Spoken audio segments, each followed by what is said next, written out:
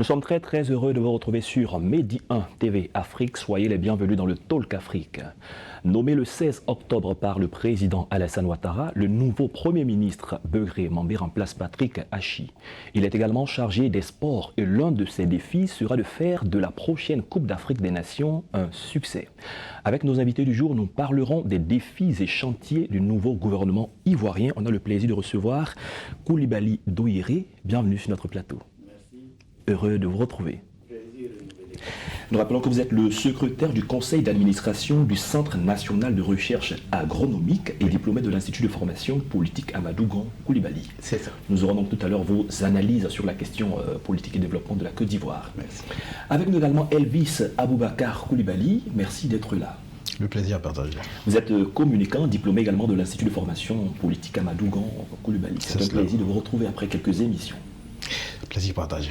Alors, entrons dans le vif de notre sujet. Nous allons parler des défis du nouveau gouvernement. Le Premier ministre, c'est Robert Begré Mambé. Mais avant d'arriver au nouveau Premier ministre, avant lui, il y avait Patrick Hachi qui a fait un travail que nous allons certainement commenter tout à l'heure. Mais dites-nous, que représente ou qu'est-ce que vous retenez de Patrick Hachi en tant que Premier ministre de la Côte d'Ivoire? Permettez-moi d'abord de rendre hommage à ce grand technocrate qui a servi la Côte d'Ivoire et qui continue de se mettre à la disposition de la République ivoirienne. Et après lui, saluer le président de la République pour son leadership et sa vision qu'il a pour la République ivoirienne, avec tout ce qui est en train de sortir des terres ou tout ce qui est en train de se faire au niveau de la Côte d'Ivoire.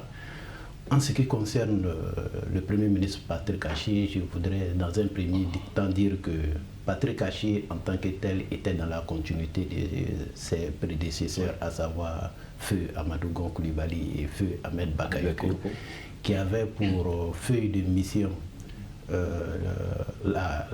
l'organisation de la CAN, qui va avec la construction des infrastructures, notamment les stades et les routes. Ils avaient également pour priorité la lutte contre la pauvreté, la lutte contre la corruption, la promotion de la bonne gouvernance, l'électrification ou la réalisation des projets structurants. Surtout, ils étaient tous dans la vision du président de la République pour la Côte d'Ivoire développée ou un pays émergent avec un Ivoirien nouveau. En tout cas, je pense que Patrick Hachi, il a vraiment travaillé, il a eu un bilan positif qu'il faut saluer. On va revenir certainement sur ce bilan que vous qualifiez de positif. La même question pour vous. Patrick Hachi a été Premier ministre de la Côte d'Ivoire, il a été remplacé.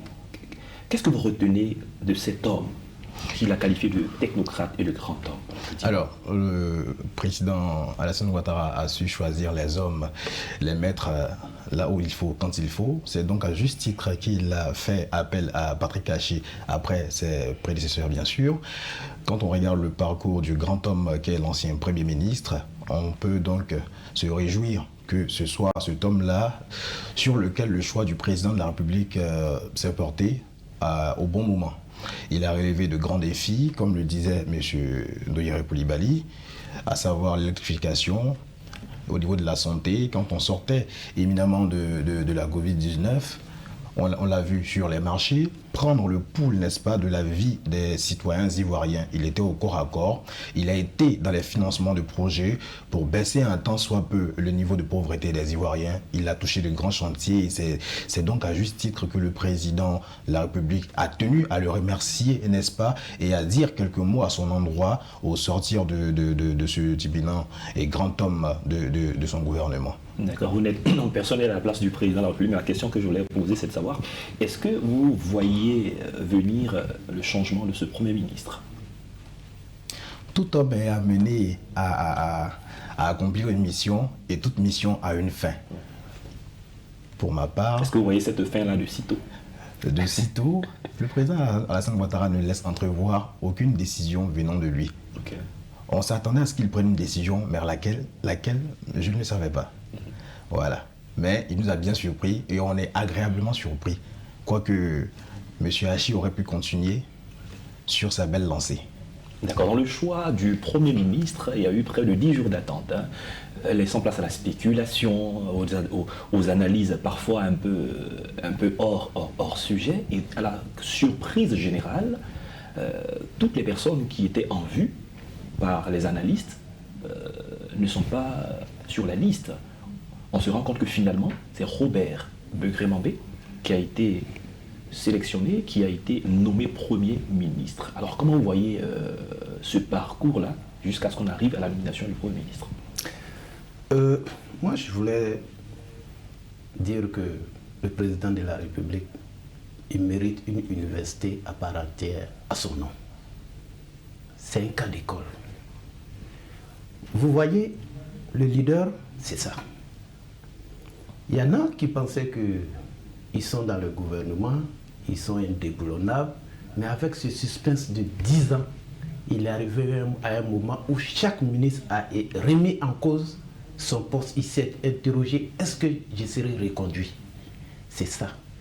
Il faut un moment, pour ceux qui pensent qu'ils sont bien assis, on ne peut pas les déplacer et autres, il faut arriver à leur dire que c'est toi le chef, c'est toi qui commande, c'est toi qui dirige, et ils doivent suivre tes orientations. Vous voulez dire que nul n'est indispensable, Nul n'est indispensable. Et nous sommes au service de l'État. Nous sommes au service de la population. Et c'est ça le président a voulu montrer avec le temps de suspense qu'il a laissé prendre avant de désigner son Premier ministre et le nouveau gouvernement qui a suivi. Mais en ce qui concerne la nomination du Premier ministre, il faut le dire, et je le disais un moment, le président de la République, s'il était, quelqu'un disait dans les anecdotes, que s'il était le président, le directeur général de l'ONACI, excusez-moi de l'expression, personne n'allait gagner à chose, comment ils disent ça, ils ont une anecdote qui dit à la loterie. Parce qu'il est saisissable. Moi je dis, c'est vraiment quelqu'un qu'on ne peut pas maîtriser. Tu ne peux pas dire que je maîtrise le président Alassane Ouattara du début jusqu'à la fin. Là où tu ne l'attends pas, c'est là-bas, il sort la tête. En tout cas, on a été agréablement surpris, comme le disait Elvis, le Premier ministre Robert Begré-Mambé sur le choix géopolitique, la formation du monsieur, l'expérience avec l'organisation de la francophonie. Je pense que les défis qui nous attendent, c'était l'homme du moment. Et merci au président de la République. Félicitations à l'élu. D'accord. Faisons un retour sur quelques éléments du bilan de l'ex-premier ministre Patrick Achi, un bilan qui a été dressé en 2022. Donc il ne prend pas en compte certainement les dernières réalisations. Au niveau de la santé, on peut noter 312 établissements sanitaires, 5 hôpitaux généraux, 8 CHR, le lancement des travaux du plus grand CHU qui se fera à Bobo. Au niveau de l'éducation, on a 43 collèges et lycées, on a 565 salles de classe primaire et préscolaire. Il y a le recrutement en vue de 10 300 enseignants contractuels dans le cadre du PSGOU, ce qui s'est déjà réalisé, et 450 nouvelles localités qui ont été électrifiées. Il y a 32 000 opportunités de stage école prévues, pour ne citer que ces différents éléments.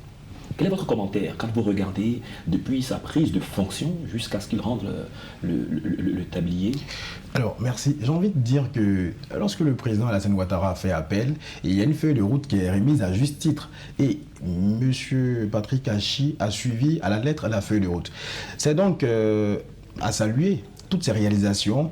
C'est au compte de l'État de Côte d'Ivoire, c'est au compte du gouvernement Patrick Achi, mais c'est plus au compte du président Alassane Ouattara qui a, n'est-ce pas, demandé l'établissement de cette feuille de route, qui s'est assuré de l'exécution, qui s'en est assuré de l'exécution et qui a demandé, n'est-ce pas, des comptes. Parce que c'est comme M. Doyer le disait, quand on donne un travail, c'est pas parce que ce sont des hommes auxquels tu as fait confiance que tu les as mis là. Il y a d'autres qui se sont crus indéboulonnables, mais c'est lui qui a ramené à la réalité des gens qui ont cru que, ouais, parce qu'on est du parti, on ne peut pas nous démettre de nos fonctions un jour. Mais M. Alassane Ouattara, il sonde les gens. Il a besoin de personnes qui ont de la matière, des compétences à revendre, à mettre au service de la Côte d'Ivoire. M. Achi, il a prouvé, il a mis en pratique tout ce qui a été demandé. Je le dis, ce n'est pas une punition. Un homme est amené à exécuter une mission et quand cette mission arrive à sa fin, c'est à juste titre qu'il est remercié de la plus belle des manières.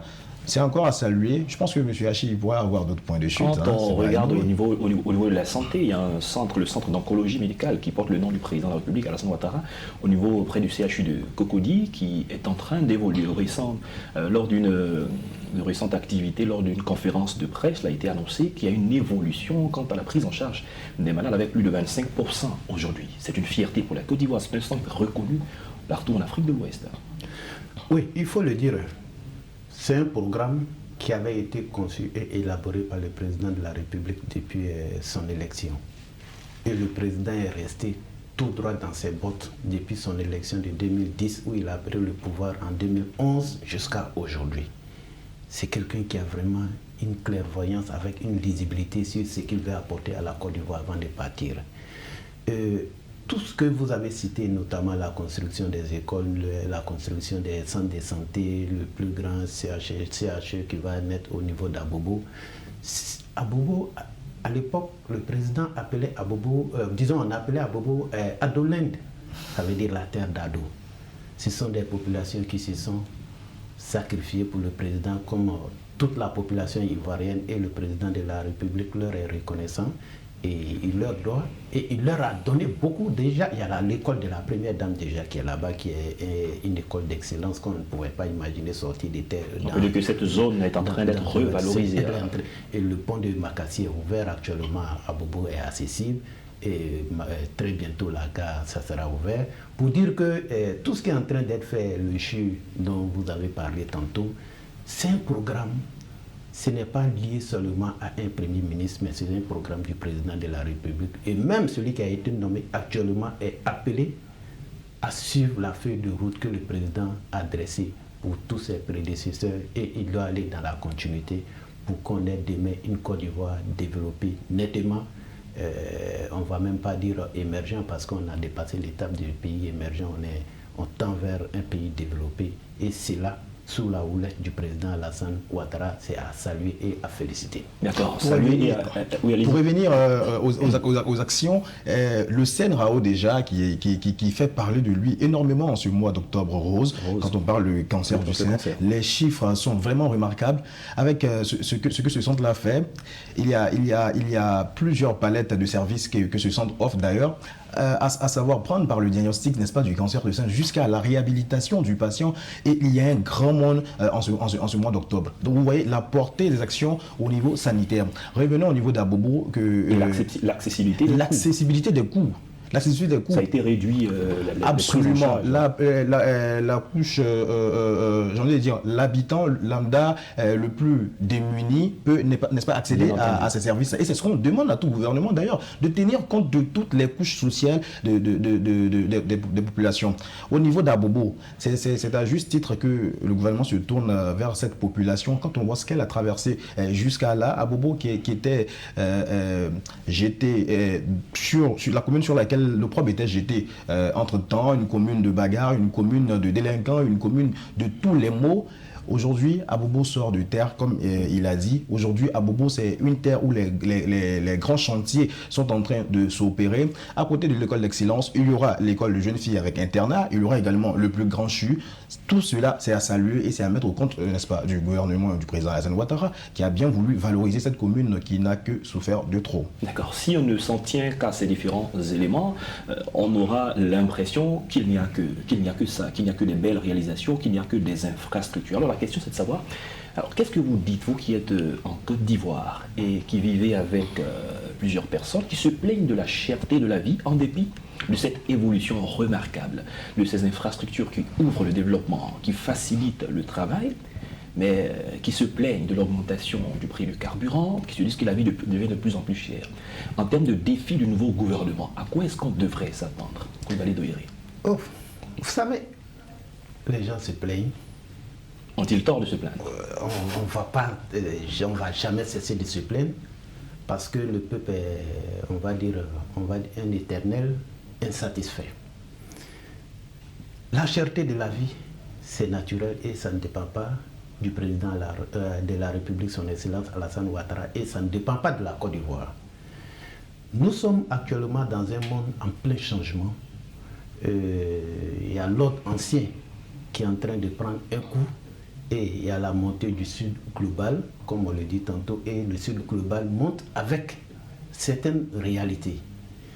Quand tu prends la guerre en Ukraine, qui est menée par les Russes, tu prends aujourd'hui israélo-palestinienne, ce sont des événements qui sont appelés à avoir un effet, un impact sur la vie des citoyens dans le monde entier. La Russie ou l'Ukraine, qui est, on va dire, le grenier en blé ou en beaucoup de choses, notamment les engrais et autres, des pays africains, prend un coup. Il va sans dire que la production agricole en Afrique va prendre un coup. Mais je pense qu'au lieu de se plaindre de la cherté de la vie, c'est de repenser l'Afrique. Qui devrait repenser l'Afrique? Est-ce que ce sont les populations?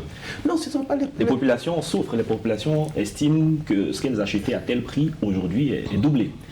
Est-ce que ce discours, les populations pourraient comprendre ce discours? Quand on sait qu'un salaire moyen est peut-être de 100 000 francs et qu'aujourd'hui, avec la cherté de la vie, ce salaire ne suffit plus à ces populations, qu'est-ce qu'il faut dire? Non, il faut accepter de souffrir. Parce que quand je dis de repenser, l'État n'est pas en train de dormir. L'État est en train de réfléchir. Mais le résultat de la réflexion de l'État ne quitte pas d'un bout à la seconde qui suit à un autre bout. Ça prend du temps. Vous voulez que l'État se soucie de cette situation? Le nouveau gouvernement qui a été composé, ils ont ajouté au poste du ministre de l'Agriculture et du Développement rural la production agricole. Ça veut dire qu'il a pour feuille de route dorénavant de faire une production suffisante pour que la population ivoirienne ne soit plus dépendante de l'importation de nos denrées alimentaires. Alors vous êtes mieux placé pour le dire puisque vous êtes au centre de recherche agronomique au niveau du CNRA. Sur la question des difficultés que beaucoup de personnes rencontrent, est-ce que vous justifiez la souffrance des populations? Justifier la souffrance des populations, ce serait trop dire. Je dirais... Vous dédouanez le gouvernement? Alors, une petite anecdote, enfin, hier j'étais dans un taxi et mon chauffeur me disait que le développement, les gens ne prennent pas en compte tout ce qui est autour du développement. Les populations ne veulent pas se disposer à se développer. J'ai dit développement savoir. Il a dit le développement a un coût. Je lui ai dit tiens, toi tu as le bon bout. Le développement a un coût. À travers le monde entier, il y a eu un processus de développement. Et cela a engendré des conséquences qu'il va falloir accepter sur un temps. Il a dit jusqu'en 2030. Je lui ai dit même en 2030, on pourrait encore souffrir pour arriver à 2040, 2045, voir les fruits de ce développement. C'est un travail qui est en train d'être fait. Je ne demande pas le gouvernement, je demande aux populations de contribuer au développement. Si elles n'arrivent pas à en profiter, leurs enfants vont en profiter. Aujourd'hui, quand on construit un pont, le pont à Alassane Ouattara, c'est bien beau. On le prend et on nargue la sous-région, mais il a un coût. Ce coût-là se répercute sur la population. Mais regardez un peu, le gouvernement fait des efforts. Aujourd'hui, on a applaudi, je parle sous le regard du secrétaire de la CNRA, on a applaudi le coût du cacao et autres. Mais le gouvernement fait des efforts. Quand c'est bon, il faut le dire. Le développement a un coût, c'est tout ce que je veux dire. Contribuer à ce développement-là, ce n'est pas méchant, c'est aider le gouvernement. D'accord. Sur la question de la cherté de la vie, je pense qu'on aura un autre débat. Ce sera un plaisir. Plus approfondi. Avec plaisir. Continuons avec les défis actuels du nouveau gouvernement. On attribue à Robert Begré-Mambé les prouesses en matière d'organisation, d'activités internationales. On pense au 8e jeu de la francophonie. Le prochain défi, c'est la CAN. Beaucoup d'eau ont coulé sous les ponts. Le monde entier regarde la Côte d'Ivoire. Le défi va-t-il être relevé par Begré-Mambé? Oui, je peux le dire, parce que Robert Begré-Mambé, le Premier ministre, inspire confiance. De son expérience de ministre-gouverneur du district d'Abidjan, de son expérience du président du comité ou ministre chargé de l'organisation des 8e Jeux de la francophonie. Et cette organisation a été saluée par le monde entier parce que ça a été, on va dire, la meilleure organisation. Vous voyez, je prends seulement qu'hier, il était au lancement de la cérémonie de l'académie du patronat. C'est ça. Après le lancement, il est allé sur le terrain. Ouais, pour faire des tournées, pour visiter les infrastructures. Visiter les chantiers. En fait, il a même donné un délai de 45 jours. Pour se rassurer de l'effectivité des travaux, il ne faut pas que les gouvernants soient assis dans des salons ou dans des bureaux feutrés et demander des comptes rendus. C'est beau les comptes rendus. Mais il faut être toi-même un acteur, il faut aller sur le terrain pour voir l'évolution des travaux. Tous les chantiers où il est passé hier, les entrepreneurs sont sous pression. Et ceux, tenez-vous bien, qui n'ont pas encore été, les entrepreneurs, je vais dire, qui n'ont pas encore été visités, ils vont mettre les bouchées doubles pour que le jour où il sera chez eux, qu'ils puissent donner au moins un délai raisonnable de livraison de leur projet. Et je pense qu'il est sur la bonne voie de réussir l'organisation de la CAN telle qu'il avait réussi la francophonie. D'accord, très bien. Depuis que le Premier ministre est là, est-ce que vous sentez que les lignes bougent? Le Premier ministre Begré Mambé, j'ai envie de dire que c'est le Premier ministre de la CAN. C'est le Premier ministre de la CAN, en ce sens que c'est une continuité avec le Premier ministre Patrick Kachi qui a entamé les travaux et lui, il va s'assurer de les terminer dans le délai. Abidjan est bouché. Et quand on regarde un peu les bouchons qui se trouvent à Abidjan, on se demande mais comment est-ce que cette canne-là va se dérouler? Est-ce que les gens arriveront à temps? Est-ce que la sécurité sera de il y a plusieurs stades. Monsieur Oumar, vous n'êtes pas sans savoir que toute la grande fête se déroule à Abidjan. Donc c'est à juste titre que je parle d'Abidjan d'ailleurs. Donc vous voyez, c'est à juste titre. Hier il est descendu, il a donné un délai de 45 jours pour la Y4 qui, n'est-ce pas, est la ceinture d'Abidjan qui va fluidifier la circulation. Et je pense qu'il y aura d'autres visites, comme M. Doyeré l'a dit, il y aura d'autres visites et ces patrons de chantier là vont s'atteler, n'est-ce pas, à se mettre dans les délais. Et de toute façon, ils n'ont pas le choix. Ce sont les contrats qu'ils doivent exécuter, terminer dans le délai. Il y avait trop un laisser-aller, si je peux le dire ainsi. Mais était-ce de la faute de l'ancien Premier ministre? Je ne saurais le dire. D'accord, très bien. Vous avez parlé tout à l'heure d'un aspect de la production agricole qui est greffé à un ministère. C'est quelque chose de très important. Il y a quelques années, il y avait un ministère de la riziculture qui était porté sur la riziculture. On n'a pas eu... je ne peux pas dire qu'on n'a pas eu la suite, mais il a été transformé. Quel est le problème avec les questions de production agricole en Côte d'Ivoire, qui est un pays agricole, qui a beaucoup de potentialités, mais qui jusque-là, on a l'impression que ce n'est pas suffisamment exploité? Quelle va être donc la feuille de route du ministère auquel il est greffé désormais le portefeuille de la production agricole? Tout simplement, la production des denrées alimentaires en Côte d'Ivoire.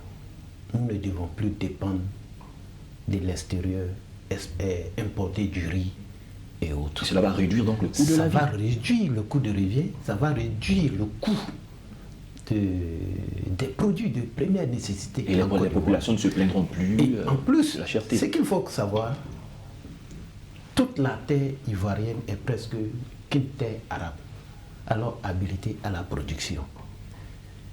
Vous avez parlé tantôt d'un ministère de la riziculture. Je suis vraiment désolé de le dire. Le président de la République a souvent fait confiance à certaines personnes et il leur a confié des responsabilités, mais à l'arrivée, il se rend compte qu'il c'était pas peut-être la meilleure personne. C'est pour ça qu'il a carrément supprimé le ministère et il a confié toutes les responsabilités. Ça, c'est de votre point de vue. Ça, c'est mon point de vue. J'allais finir par là. Okay. Il a confié toute la responsabilité au ministère de l'Agriculture. Parce que tu ne peux pas comprendre. D'ailleurs, même, c'était un peu un ministère de l'Agriculture et puis un autre ministère de la Riziculture. Vous voyez que c'est un peu chose. Donc, moi, je vais dire que le ministre de l'Agriculture et du Développement rural, aujourd'hui, annexé à son ministère, la production agricole, il comprend l'enjeu, il comprend les attentes du président de la République. J'ai même suivi une de ses déclarations où il a dit qu'il ne va jamais trahir le ministre d'État, le ministre de l'Agriculture, le ministre Adjoumani. Il ne va jamais trahir le président de la République et même le président de la République a renforcé son ministère avec la production agricole et il connaît les attentes du président de la République. Il va s'atteler à être à la hauteur des attentes du président de la République. Cela veut dire qu'il ne va pas trahir le peuple, vraiment, qui incarne le président de la République. Un autre aspect, nous sommes en train d'aller vers la fin de l'émission. Le ministère de la Réconciliation a été supprimé, mais le portefeuille de la cohésion nationale a été confié à la ministre Belmondo. Donc quel est votre regard sur cet aspect? C'est-à-dire que le volet de la réconciliation est achevé? Du tout. Tant que l'on vit, il y a toujours des distensions. Donc, on saurait dire que cette mission a été accomplie. Le président de la République, un visionnaire, a jugé juste et bon de coller ce ministère-là à celui de la solidarité. Mais toujours est-il qu'au niveau de la réconciliation, il y a eu beaucoup de choses qui ont été faites. Absolument, mais c'est une continuité, n'est-ce pas? L'État, c'est une continuité. Donc, elle saura prendre les dossiers, regarder ce qui a été fait et voir les perspectives et continuer sa mission. D'accord. Nous, c'est la dernière question pour vous deux en termes d'attente des populations vis-à-vis de ce gouvernement qui est mis en place. Pour vous, c'est quoi? Qu'est-ce que les populations attendent du gouvernement? Au niveau de la cherté de la vie, de revoir à la baisse les produits de première nécessité. Très bien. Pour moi, il faut effectivement, comme il a dit, revoir la cherté de la vie, la promotion de la bonne gouvernance, la corruption, lutter contre la corruption, parce qu'on a vu le problème du stade des BILP, ce sont des effets collatéraux, et vraiment la cohésion, l'union, et les Ivoiriens attendent surtout l'image de la Côte d'Ivoire au niveau de l'organisation de la CAN. La Côte d'Ivoire est un pays grand, et nous voulons sortir de cette organisation grande, comme l'a toujours souhaité le président de la République, son Excellence Alassane Ouattara. Certains qualifient cette compétition en Côte d'Ivoire de la meilleure des CAN. C'est ce que beaucoup de personnes disent. Ce sera la CAN de la joie, la CAN de la festivité, la CAN de beaucoup de belles choses. Merci Coulibaly Doyoré d'être venu sur notre plateau.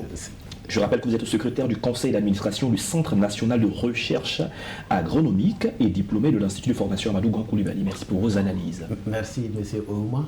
C'est vraiment un réel plaisir pour nous d'être avec vous sur le plateau. Merci également à Elvis Aboubakar Coulibaly, qui est communicant également diplômé de l'Institut de formation Amadou Gon Coulibaly. Merci aussi pour votre regard sur la question. Toujours un plaisir. Toujours. C'est la fin de cette émission. Merci à tous de l'avoir suivi. Excellente suite de nos programmes sur Médium TV Afrique.